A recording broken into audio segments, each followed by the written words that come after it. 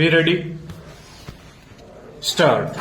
It follows that the party is not allowed to rush to the court for an adjudication even after the arbitral tribunal rules on its jurisdiction and decides that arbitration clause is valid or the arbitral tribunal is legally constituted. The aggrieved party has to wait till the final award is pronounced, and only at that stage the aggrieved party is allowed to raise such objection before the court in proceedings under section 34 of the Act while challenging the arbitral award.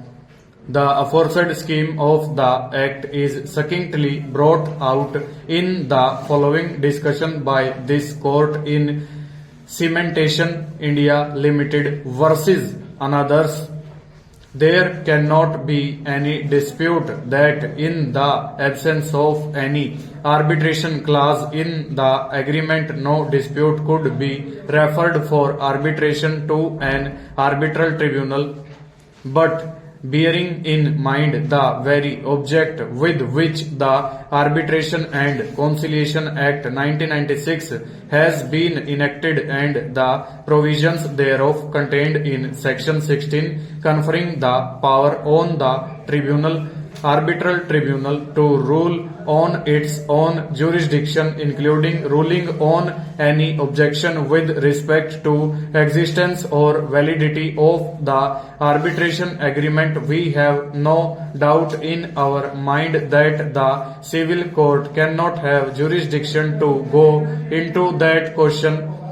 A bare reading of section 16 makes it explicitly clear that the arbitral tribunal has the power to rule on its own jurisdiction even when any objection with respect to existence or validity of the arbitration agreement is raised, and a conjoint reading of subsections bracket 2, bracket 4 and bracket 6 of section 16 would make it clear that such a decision would be amenable to be assailed within the ambit of section 34 of the Act. In this view of the matter, we see no infirmity in the impugned order so as to be interfered with by this court. The petitioner, who is a party to the arbitral proceedings, may raise the question of jurisdiction of the arbitrator as well as the objection on the ground of non-existence of any arbitration agreement in the so-called dispute in question, and on such an objection being raised, the arbitrator would do well in disposing of the same as a preliminary issue so that it may not be necessary to go into the entire gamut of arbitration proceedings. Aforesaid is the position when arbitral tribunal is constituted at the instance of one of the parties and other party takes up the position that such proceedings are not valid in law. Full stop. Over.